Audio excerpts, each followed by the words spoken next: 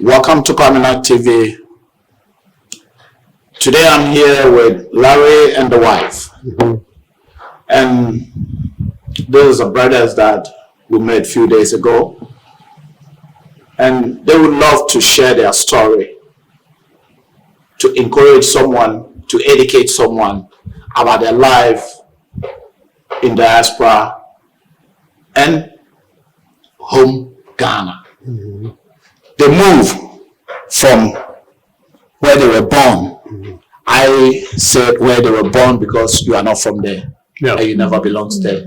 You belong here. Definitely. Yeah. And we Africans belong in Africa. In Africa. Yeah. And Africans are the only people who can help themselves. That's right. Not anyone else. You know, we don't need help from they them. won't help. And they will never even help. They haven't helped. They haven't. No, they haven't helped. So, before anything, as you guys know, the youngest of boy, and Madam Larry is going to also introduce herself. Well, I just said her name, but she's going to say the rest and tell you about a bit in America, where Africans find themselves are. Africans find themselves in America. They are not. You never been African American. You are African. You find yourself in America. Yes, right.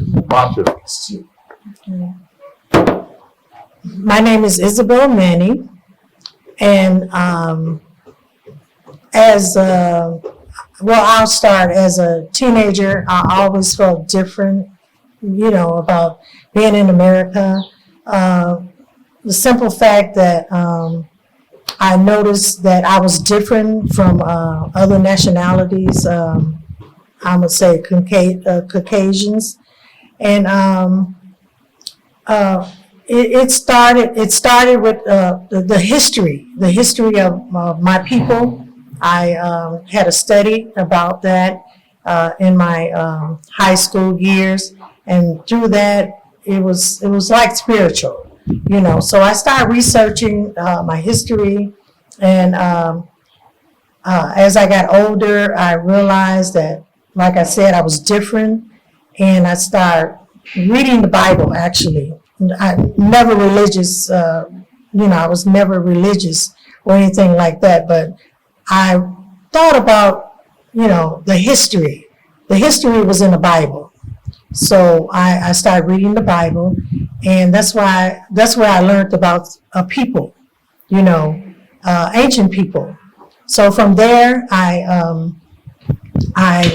kept studying, and through time passed, and I went to I had a little college and what have, and I met my husband, Larry Mannie, and when I met him, I would tell him about what I had learned. And from that, he didn't take it too lightly. He wasn't really into it. But I kept talking to him about it, and I was telling him, hey, it's a history of people, and he started researching about these people, and he found out that, hey, that was ancient people, that was us. So from there, that's when our journey began. So let me ask you, Mom Larry, at that time when you started reading the Bible, were you going to church as well? No. Because I learned that the Africans who find themselves in America, who built basically America, they were struggling, and because of the struggling, they formed churches. Did you go to church? Yeah, they did. Yeah, they formed churches. Yeah. We all grew up in churches. Yeah. We grew up in churches, but as we got older, we realized there was something wrong with that church. Something wrong. There was something wrong. Yeah. So it's like when you were young, you go to church because this is what I think the parents they meet to comfort themselves. Exactly. Yeah, something like this. Yeah. That's what they did. Yeah. So you were born in Mississippi. Yes. Moved to Chicago. Yes. School in Chicago. School in Chicago all the way. And school. Larry? I was born in Chicago. So you're in Chicago. Yeah, but you know what's strange enough? What was strange is that her family and my family live, walking distance away. In other words, my father, where he was born in Lexington, Mississippi, and her people was born in Trula, Mississippi, and they were like, walking distance. So it was kind of ironic because I'm saying we could have been a kin, So that means your father knew. Well, the funny thing about it, when I visited her family in Trula, Mississippi, her aunt said, "I know your father's people. Let me take you over there to them." Wow. So, man, that was kind of deep. So that clicked, Yeah, it's something deep. Yeah, it was something spiritual about that. Now we meet, like what, 20 was like, we were 19 when we met, 18. Actually, I knew her when she was like 12 because she was my first cousin's best friend. Okay. But we never really got together. Together. But yeah, 19 years later, I'm saying like, wow, our families knew each other, So you basically clicked. Well, we didn't click because of that. We only knew that after we clicked. After we were like semi-married. Yeah. But I'm just saying it was like that. We were meant to be together. That's the way I look at it. Yeah. That is also very important. Yes. Because if you're meant to be together, that means it's your soulmate. Exactly. I think that's true. Because as she said that she read the Bible a lot because she looked at it in history. And then as I came along, I was a college student going to med school and all of that. And I'm saying, that was nonsense. That stuff in the Bible was not true. So, and because I cared about her, I had to read the Bible. I read the whole Bible and broke it down. But then I had to come back and tell her she was right. Because the Bible was the black man's history book. All it talked about was us in the Bible.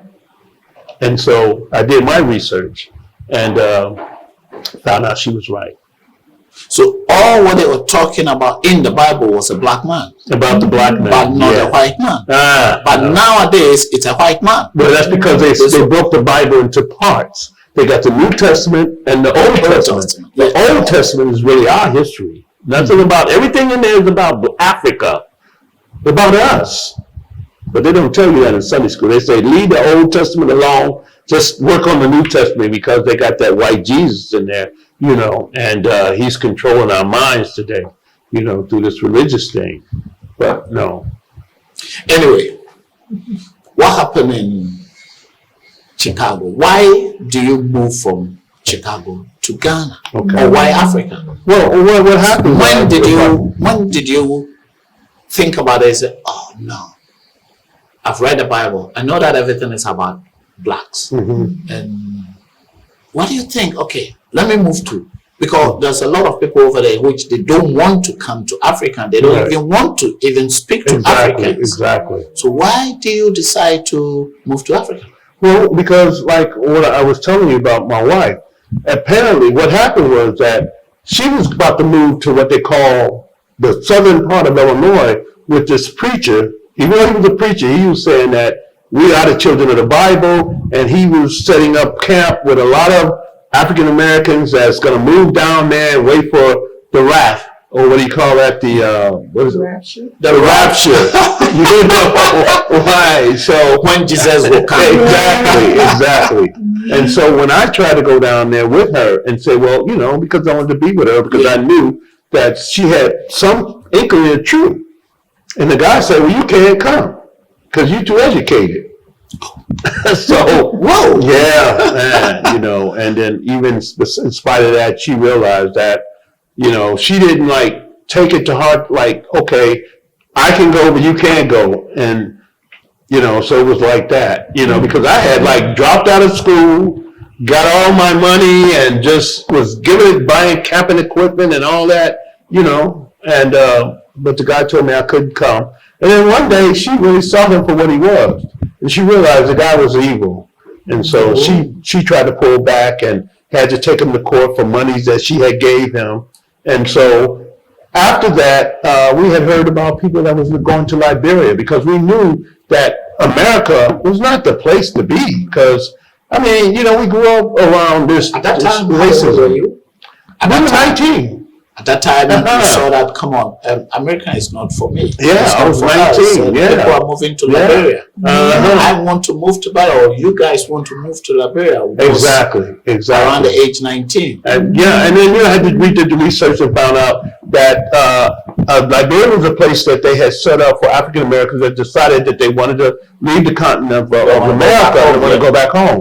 And I knew about Europeans, white folks, because I was like a literary student. And I used to write, from my heart, and I realized that these white people were like a cancer. They were like vampires because they were draining me even of all. I mean, I'm telling you, white people just come to me for everything. That was like I was the father of the dorm.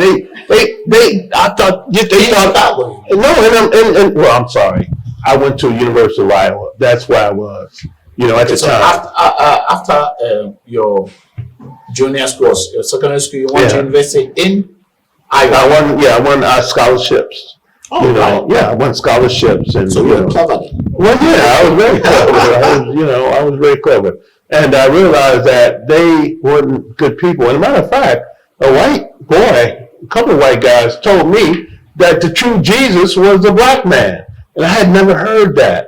And that even set me on my quest, realizing that everything that I thought about within the Bible was really about black people, And so we wanted to go Where the black Africa. people are. Yes, Where sir. the black people are. Exactly, Our exactly. ancestors. And They so, wanna come home. we've been together for like 50 years. And so, What are you talking about? 5-0? 5-0, yeah. Yeah. Mom, how do you feel being together for 5-0? 15 years. It's been a journey. That's all I can say. It's been a journey, and we're No, 50 years till now. It's not going to go anywhere. It's not But gonna it go didn't anywhere. even end there because in 1998, after we tried so many times to get to Africa, after we realized that was home, because we grew up with the racism, but we tolerated it, but in 1970, 1979 is when we decided like we was going to take, I tried to get a plane to, 43 years ago, 1979. So it will be like 43 years. okay, I tried to get a plane to Casablanca, to Morocco. Morocco. Morocco. Because that's the only place they were giving planes back then. They didn't have planes coming to Africa and I didn't have the money to do that, but I was trying to get to Morocco, and the lady wouldn't let me buy a plane ticket. She told me no. So no, she told me no. I went to downtown Chicago. At that time, they had ticket agents like just right on the street, and they would not let me go. So we came up with a clever plan and said, well, we'll take a freighter, we'll take a boat. And so we tried 3 times.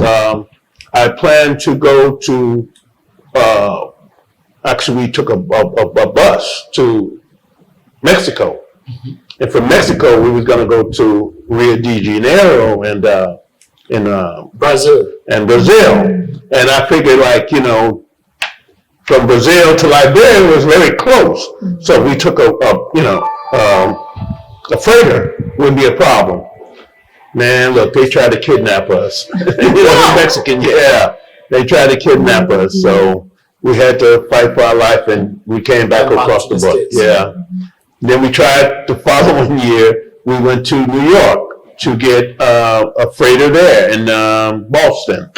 We had a freighter and we had the timing and everything was perfect. Then some things happened, and then we missed that freighter.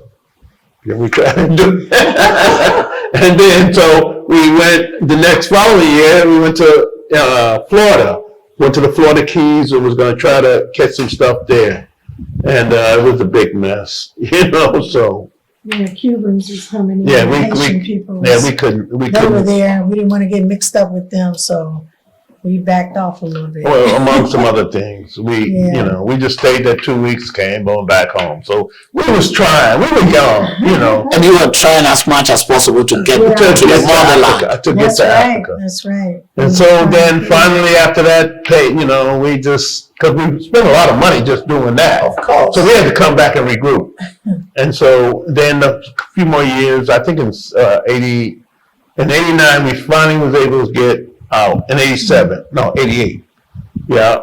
In 88. So after the last trial in 79, yeah, we it didn't just, work out. no, it Then didn't you work came out. back then around 88, which is roughly almost 9 or 10 years. Yeah.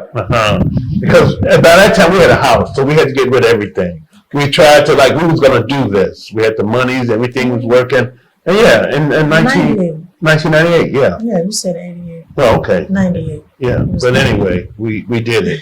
We finally came. It was 9 of us. So the first time you land in Africa, and where did you land? It's Ghana. We came. We decided. Right. Yeah. Achimota. Yeah. So your first time was in Africa was in Ghana. And where was it? Achimota. Accra. Well, it was good. Airport. We Yeah. went to Achimota, Kingsby Hotel. Oh, Kingsby Hotel. Yeah, that's where we stayed. Did you know someone in Ghana at that time? Yeah. The thing is that the brother Nomo, you met him. Yeah.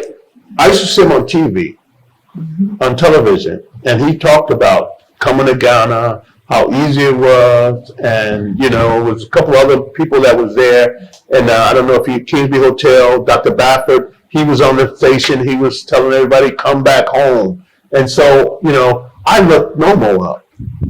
I followed him and followed, he'd be out if he says he's going to have a meeting here or a meeting there, I'll try to follow him. And one day I caught him and explained to him because he said he could help us come. And sure enough, he was very nice about it. He said, yeah, come. He invited me to his house. And from then on, we became friends. And then he helped me get to Ghana, So Team Norman. And then we stayed. Our daughter, Cuffy. Remember Cuffy? More coffee. Yeah. Lulu Cuffy. He was from Ghana, a friend of my daughter's. And when we did come to Achimota, he lived in an area. So he orchestrated everything. Well, we haven't got to that part yet. The fact that we met Dr. Baffert, and because he knew Nomo, he gave us a good deal. We stayed in that hotel for 2 months. But when another brother, like she said, Kofi Adam, he knew we were coming here, and he put a young man. And matter of fact, he was a celebrity here. His name was Papa Shi. Oh, Papa Shi. At that time, Papa Shi lived opposite Kingsby. That's right. Yeah. And so he I know and Papa he Shi. told Papa Shi to take care of us. Yeah. And Papa Shi was like a son to me. He took me everywhere, taught me how to use the trotros, and taught me everything about that I needed to know to get around Ghana. So he made it easy. So I looked at that. That was a blessing. It was, everything was divine. So, and then Dr. Baffert was very kind to us. And then we even found a house in the area. Papa Shi found a house for us. So we rented, for a year. Do you still have contact with Papa Shi? He's up in Kumasi now, because he used to live in America. I used to have contact with him. But I haven't talked to him now since he's been back. And I've been really waiting, so I plan on coming. Let's say if Papa Shi is watching this video, I think he may watch us one day, and you know that your daddy is around, and you need to look for him. If you contact Kwaminat TV, I know Papa Shi. I know him, but as I said, I think the last time we spoke was 97. Oh, okay. That was right before we came. Yeah, 97. So from there, I haven't seen him personally again, but I've seen him on TV. That he was preaching something like this. But I know where he's from. Yeah, he's from Asante Mampo. I know him very well. So So He took care of us. He so really did. Papa She, someone is calling your name. Yeah. The good that you did years ago. That's So right. Guy, please look for Larry and Mrs. Larry. They are looking for you. They are here in Accra, Teteku. Yeah. And they are looking for their number will come on the screen. So check it out for me and look for them. Yeah. So I love that guy. You are in Ghana. How long have you lived in Ghana? Okay. Yeah. We came in 1998, and we stayed for a couple years. With it was 11 of us, I believe. I had 2 grandchildren, and the rest was my children and my husband and myself. And from there, we left 2 years later. We went back to Chicago to regroup because we had a lot of teenagers, so we had to regroup. And I think we started making the transition back every 2 years. We were coming back, and For basically like for holidays and go back? No, it wasn't no holiday. We was trying to come and stay. We were searching out the waters, found like another house or whatever, and so I mean, the conditions just wasn't right. We didn't find that sweet spot where we could stay. So we spent up all our money. It was like, that's what I'm saying. I gave a lot of money to come to Ghana, and I think when we came back in October of 2020, that was it. We hit a stake. Yeah, two years ago.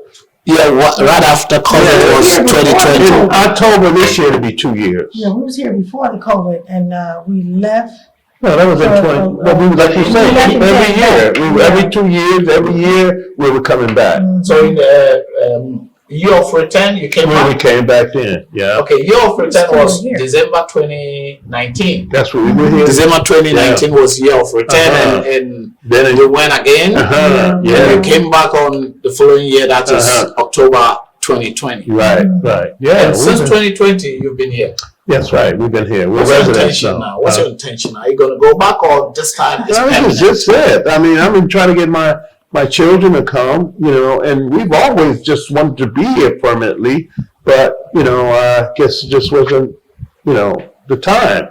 Because even though I was considered this my home, and back there it was like just, Place of birth. yeah, It's just a place of somewhere birth. I just had to, I had businesses that I was still dealing with, and. You still have businesses over there? Well, somewhat. I'm trying to transition them here, because most of my businesses I can do here. I'm a writer and I'm a tax preparation accountant.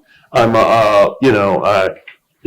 I mean, it's a lot of things that I mean. So basically, you work online, so you can do pretty much. it. Most of my stuff is computer based now. Mm-hmm. I had a decorating service, a big decorating construction company there, and so, and then a house with fully furnished. So I just didn't want to leave that. I had a storage full of goods that I had to get rid of. And I think 2 years ago I was able to do all of that. Okay. And so that's why I had to keep going back. Yeah. Are you going to go back now? Well, I need to go back for some other business issues, but I don't want to. I really don't want to. But if I don't go back, it's okay. But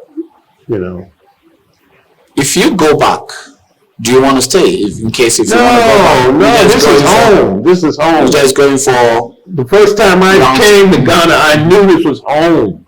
It's always been home. I mean, when I see people, they say, "Oh, you look like my brother." Oh, hey, my bloodline is here. someone is saying that yesterday we met. Some people are saying you look like Jerry Rollins. Yeah, Former- I look like Rollins, and and other people, the Ghanaians, and so I mean, because I don't need to take a DNA test. I know where I'm from. It's the spirit, Yeah. Here in Ghana, right now, I'm in the process of launching a directory, a diaspora directory. I felt that a lot of us are coming back home now. It's in the air. Spiritually, everybody that's over there, UK, Canada, they know it's time to come back home because the Europeans that run that world, they seem not to like us.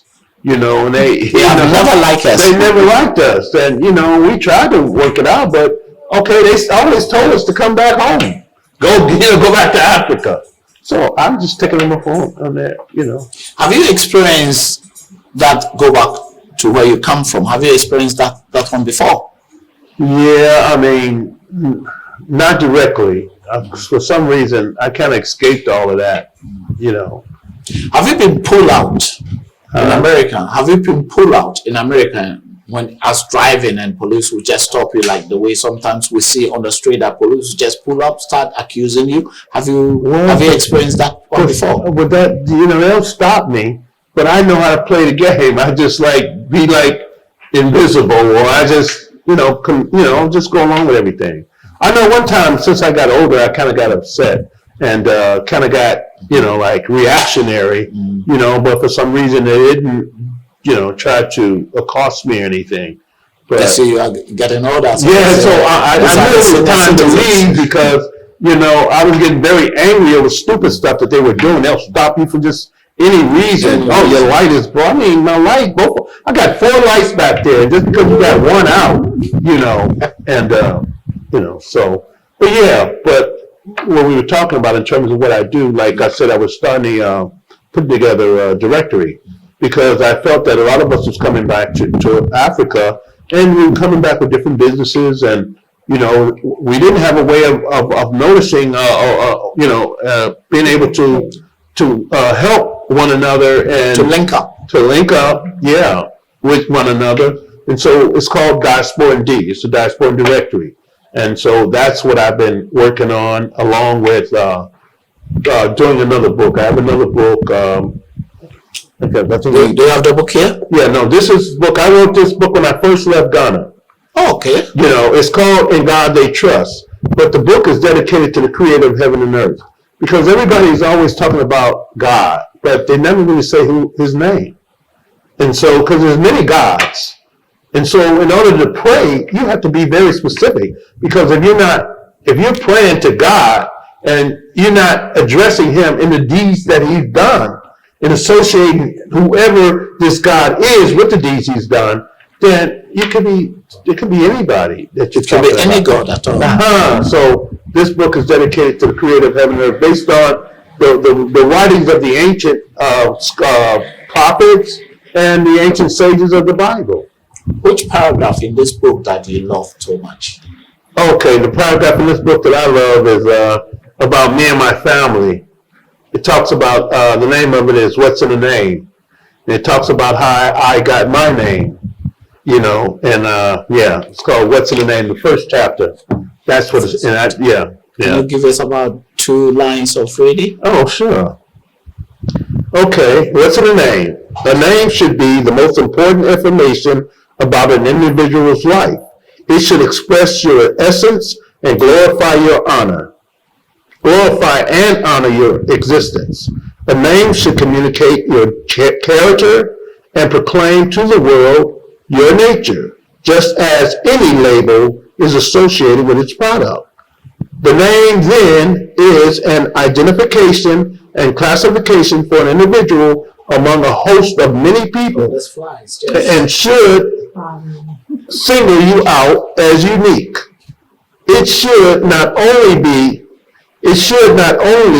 tie you to your family, but be your insignia for the explication of your life. That is enough. Yeah, but basically, and I'm sorry, I didn't have my glasses on. Yeah, but that is very important. The name. Yeah, your name is very important. Be identified. Yeah, name is very important. Right. That is why individuals name different names. Exactly. Like when Ghanaians name their children certain things like the day of the week. Okay. Yeah. That means something. Yeah. But the names that we got in America, they had no meaning. Like the name Larry had no meaning to me. You know, it had no So what's your meaning. name now? Now you Well, see, what's your no, name? when I was there in America, I told you about my quest and how I viewed things. Yeah. So within that 9 years that we were there trying to figure out how to get back home, I realized my name was backwards. I said, I'm living a backwards life. Oh. So I changed my name, Larry, around to Yarrl. Now, what name is that? Y-A? Yrral, I'm sorry. Wiry. No, it's Uriel. And that's what I started calling myself. Uriel. URL. Yeah. And that was my name, and I felt that meant a lot So more you to turned me. Larry into Uriel. And one day, you know, I was with some people, and a black, you know, African sister said, "Hey, Uriel, I saw your name in the Bible dictionary." Yeah, and I said, "No, you didn't see my name in it because I made it up," you know. But the sound is the word, you know, and I went searching for that word, and I found it. Uriel. The angel Uriel. It was in the Bible. So, and it was exactly what I am. My whole essence of my life is the fire of the Creator, which is the light of truth. It means the light of the Almighty. And wherever I go, I expose the lies. That's why I write the books, to tell the Do you story. believe in religion? Religion, to me, religion is man-made. I believe in culture. See, our culture is related to the Almighty. He's like our Father. You know, it's not like religion. I mean, religion means that you can have more than one. You know, religion is like, okay, you'll be Buddhist, I'll be this, no. No, it's only one Creator. You know, and so if you follow His laws, how's that religious? You know, because one man say, oh, it's a belief. No, this is truth. Look all over Africa. Man, it's not about a religion, it's our culture. You know, It's our culture. it's a culture. It's a not about culture. religion. It's a culture, yeah. Because religion means that you can have more than one truth, but there's only one truth. It's Almighty. Almighty, that's right, Almighty, the Creator. We only got one Creator, and so that's why I wrote the book and showed that once you tie everything in, it's only one, and He's got a name. So the name is in this book. So how old is this book now? Okay, when I first left Africa, I was writing a book about us as a people, as slavery and how we got taken. But then I had wrote a book before called What's in a Name? And it talked about us. But then I said, well, man, how could I write anything else unless I dedicated a book to the Almighty? So I wrote this as soon as I left Africa in 1998. I didn't finish it until 2004. That's when this was copyrighted. And so, yeah, that's how long this book been. And it was a bestseller when long as I was promoting it to individual people. So if anyone want to have some of this book, where would that person find it? Well, you know, now that I'm here, they can contact me online or with my phone, and you know, I can deliver it. Now I won't deliver it, but they can pick it up, like, you know, at places like Richard or something like that. I have a couple of places that I can meet them and drop the book off, because it's something that I think it should be in every house. Okay, your number will be on the screen, but at the same time, I want you to give them your contact so that if someone want to get some of the book, where he or she will know where to go. Yeah, either it's online or telephone number. If you want to drop it out, it out first. Well, you know, do you have your number here? No, I don't. I have my phone. I know. I even know. And they can also, because the book is being advertised in the Diaspora Directory, because we talked about. Yeah. I put together a Diaspora Directory, and so in the directory. So that means it's in your website. Yes, it's in my, and you can go to the Diaspora, www.thediasporand.com, and all you got to do is look this book up, In God They Trust, and it's there. And you can follow the directions if you want to actually get a copy. Yeah, but guys, so we're going to put this one on the screen so that if any anyone that looking for this book, or if you have a business and you want to advertise it, or whatever you want your business to go, you contact Larry.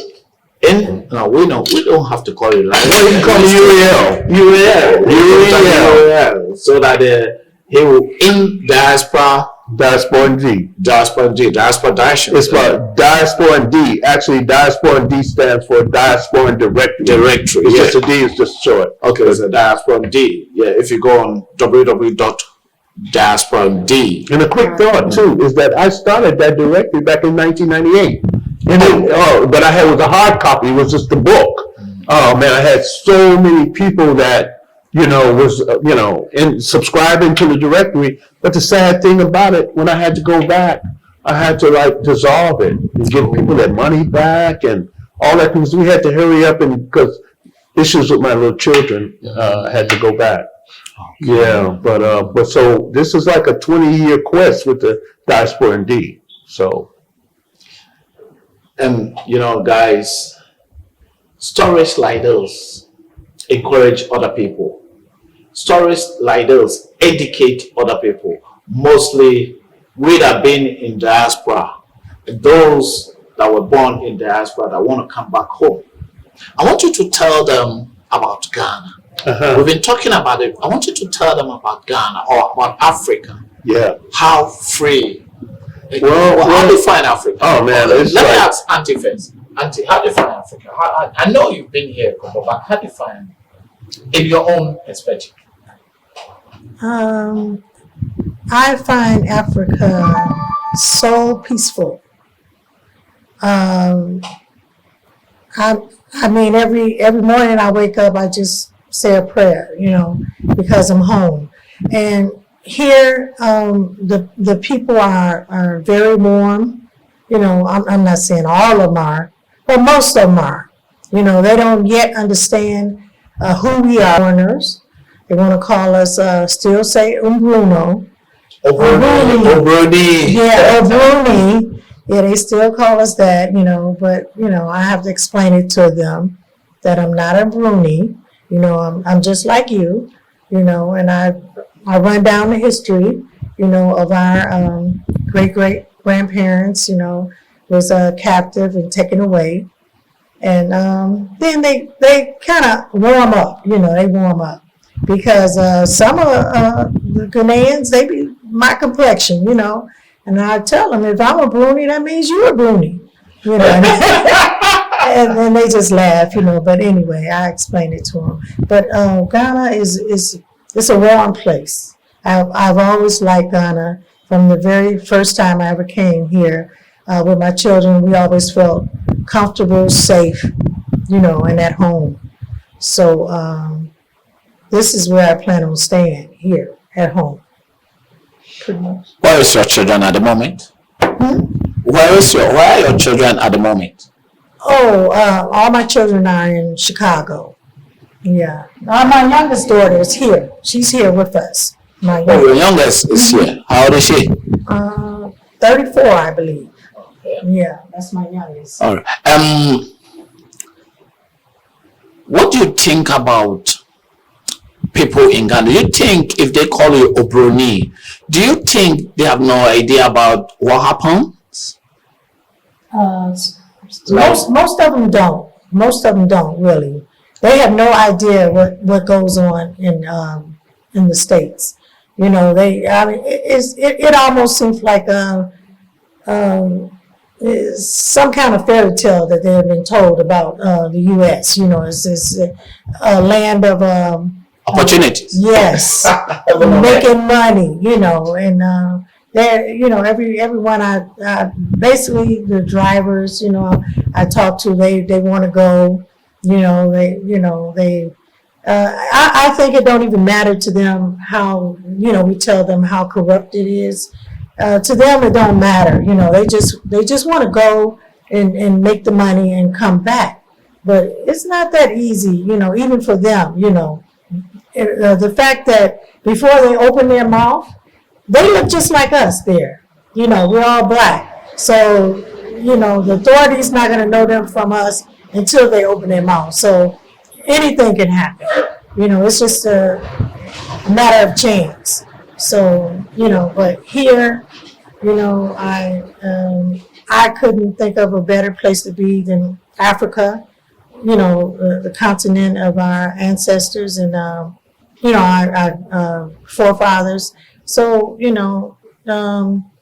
I tell my relatives, they call and ask me how I'm doing, and I tell them, hey, I'm blessed. I'm home. I love it, and they want to come. So I've even talked some of them into coming. So that's great. I love Ghana. I love Africa. So In your own perspective. Yeah, and now we have to African terms about Ghana. Yeah, but now on the back end, we got to get the Ghanaian government to understand who we are. That it hasn't been very long that we were kidnapped, and our parents, my great grandmother. I'm just saying that's like just because my great grandmother just passed not too long ago. So I'm saying it hasn't been a long time that we were that bloodline was kidnapped and taken. But now we ready to come back home. But they treat us like the Chinese, and like we got to go through the same thing that they have to go through. In other words, we have to have thousands and thousands of dollars. I mean, why should we For what? to come here for citizenship, to open up a business? It's getting a little relaxed, and they have a bill I hear that's gonna maybe give us a little consideration. But I'm saying it shouldn't be hard for us to come back home because we wholeheartedly this is our home, and we have no other home. Like even now, it's hard to even go to the American embassy if you have a problem because they don't care. And so, but when I first came here, I knew this. Like I said, when I got off the plane, I knew this was home. I didn't feel any rejection or, despite the conditions, because I look at it as my people. I mean, we all struggling, and my heart goes out to everybody. It's just like when I got here, I would have been poor because I wanted to give so much to the people that I saw that, didn't have, and I know I couldn't keep doing that. Because so you're gonna get broke as well. Well, yeah, and I just want to help in any kind of way I could. Yeah. So no, I mean this place is peaceful. I remember when I first got here. I mean I was out 12 o'clock at night going to the gas station and saw a whole bunch of guys. In Chicago, you see something like that late at night, you got to be leery. You got to be. I didn't feel anything. I felt warm. And even when we first got here, having gray beard and hair, I couldn't carry anything. It ain't like that now. But guys would run up to me and snatch my bags. Come on, I got you. Well, they don't do it like that now. These young people, but I understand. But no, this is a very safe place to be. Very warm. I don't feel threatened at all. And like my wife says, she's been telling people to come, and by them knowing that we're here. And how, we love this place and how long we've been here, they want to come because they're struggling in America and don't know how to find relief, so, yeah. Telling people to come back home. Here is home. Yeah. But at the same time, you need to leave when you come back. That's true. That's true. Do you explain things? Yeah, and one of the things I tell people, they have to come back, they should come back with a business. Where we can help our brothers and sisters, employ them and come back with our ideas and being able to finance them. And they can do it because a lot of us are storing money away there. It's but if we can bring those resources here, you'd be surprised that you can make a living here off of that, And so, yeah, no, it's not hard. I tell my daughter now, they think they have to have a truck load of money to come, but just a little starter cash to get your business started because they're all talented people, and I see some of the things that they're into. They can use that and make a living. Like I got a daughter that's a nutritionist, and I got another daughter. Food nutritionist. Yeah, real active nutritionist. Right now she's with her as a cop, and but she has the profession behind her. And I'm saying you use that profession to, come here and set up shop and help people. And you'll get paid for helping people. you know, and the That's same, true. you know, same thing with my, I got another daughter that's like a life coach. She's like a counselor, women's counselor, because she counsels people, women that's been abused, you know, but, you know. In a wrong marriage and Yeah, she's good at it. So, you know, so, you know, they can do those things here and set up shop and help people, you know, so.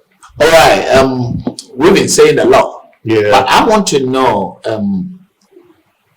I want you to tell the people about what exactly you think, what they see in the media, and you practically, you are here. Right. So I think you are witness to whatever is happening here, or what the media is saying about the negative side. Right. Is it true? Which they have never said anything positive about Africa. They only say negative things about Africa. Yeah. So, Mom, you first, you want to say something about? Yes, I would like to tell my people back in the U.S. and all over, you know, that's not here in Africa. In Caribbean Yes, they shouldn't really believe everything they see on the media, because the media actually works for someone and they get paid. So they're just doing a job, you know, whatever their boss is telling them to broadcast. And a lot of things that they do be broadcasting is false, you know. So we getting two different stories each time. You know, something might be said there is not really happening here, and here is not really happening over there. So you know, we just, you know, I just want to reach out to my people and say. They need to come and see for themselves. You know, don't believe the hype. And pretty much that's it. You know, it's all love. I think if you even don't want to come and stay, just come and see, visit. 2 weeks, 3 weeks, 1 month, if you have the time. Yeah. To meet the people in person. Right. That's true. To see exactly what is on the ground. Yeah. Rather than believe what the media is saying. Mm-hmm. So, Okay. guys up there, brothers and sisters in diaspora, I think you need to come back home and see it for yourself. Right. That's true. And judge it for yourself. Make your own judgment. And right? Yeah. I want to say. I want to make a statement regarding that, because a lot of the falsehoods that the American media will give to us over in America is that Africans hate us, and one of the things that they cause to happen is that when even Africans go to America, they're told not to associate with us, and so they're told not, because I have friends African friends that say when they come to America, they're told by the government not to associate with us. See, they want to keep us apart. So they want to divide and rule. Divide, yes, because they know if we came together as a people, there'd be trouble. You know, for their whatever, whatever so-called democracy that they have, because it hasn't never worked for us, but it's for them, white supremacy. And so they try to keep us apart, you know, by lying and then saying that Africa is so terrible, so many wars, so many this. I have found none of that here. Ever since we've been coming to Ghana almost 25 years. And it's been a gem. It's been perfect in every way. I can't say anything bad about the government or about the people, you know, because people will be people, but most people are so kind. You know, they are really warm, very warm. And, you know, that's the way people should be. In spite of the fact that they don't have a whole lot, even though they do have a whole lot. This is one of the richest countries in the world. Of course. But they may not have it, but their heart is so warm, you know, and I love that about them, you know. Their heart, the shirt off my back. Their heart is still warm. That is so wonderful. For real. So guys, come and see it for yourself. That's all what I say. I say, come and see it for yourself. Yeah. For me, I've been up there 32 years. Check it. And I know, I was born here. Yeah. So I know both. I'm going to say that come back home. Come back home. Home is home. Home is home. We need you here. You know, after 15 years of living in abroad, my body and my mind, everything tells me that, come on, you don't belong there anymore. I tell my kids always. Right, right. So I'm trying as much as possible to come back home. Although back home, I'm not going to say it's not. I'm not going to say it's too difficult here. Right. You need to work if you come back home. Yeah. That's what it's about. And mostly we that live in a community, like you have your parents, even if your parents are not there, you still have your aunties, sister, nephews. They all look up to you mostly if you have traveled. Right. But at the same time, you need to come back home. Yeah, and I think coming back home, I think us getting together, we can build a better world. It's up to us. Because, I don't want to use the white man, but the Europeans that's controlling this whole narrative, everything that they excluding us. But we together, we can build a better world. We together, we can build a better world. And I want us to speak a bit about the citizenship, which is very, very important. Yes. If someone go outside the country, or because of war, or because of what happened 400 years ago, I think the UN international law says when they come back home, home is home. They should be a citizen of home. So why is it that in Ghana, things are difficult for you to get a citizenship? What do you think? Do they explain things to you? To me, I'm a historian, and I look at it like this. How long do you think the black man existed? Black man is the first human being in the world. You can't get it. So it's Africa has always been the home of the black man. So this recent stuff, because of the Berlin Conference, they split up Africa. Africa should not even honor that. 18 something, I think so. Yeah, in 18. We should even honor that.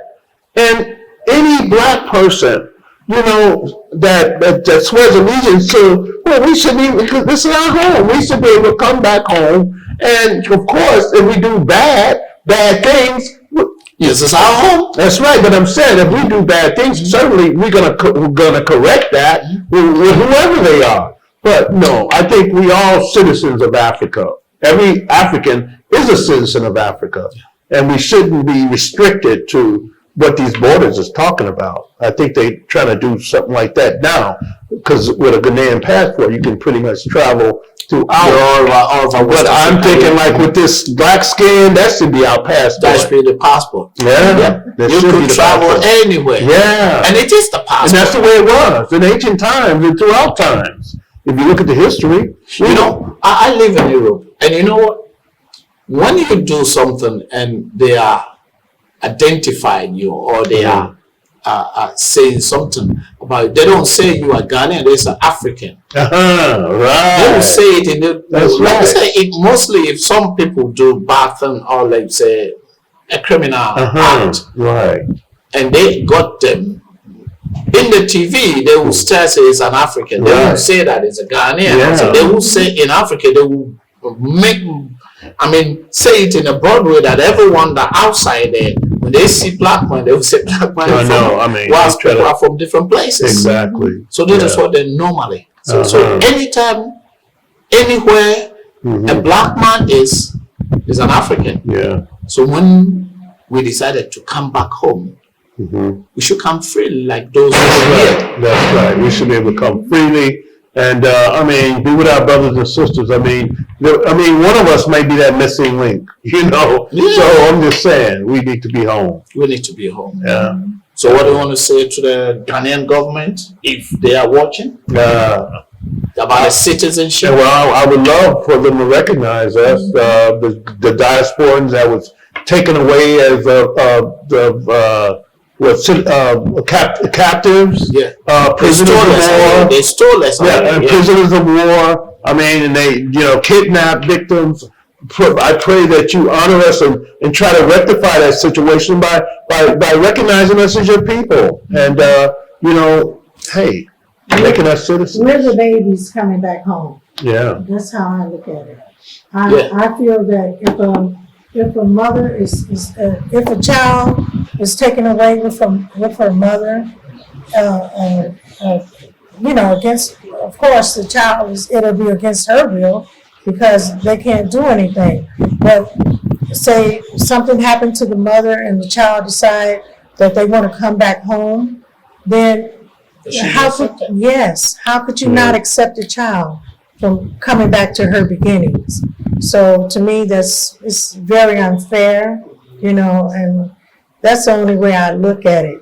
Hey, I'm a child coming back home, and they still, they accept you, but they don't accept you. So it's confusion to me. But hopefully, and I'm praying that the government will see that we're the same, we have the same blood that our parents had that was taken away from here. So, they should let us come home. They should let us come home. We have the same blood running in us like them here. Well, they do let us come home, but they should let us stay home without any drama. They should grant the citizenship.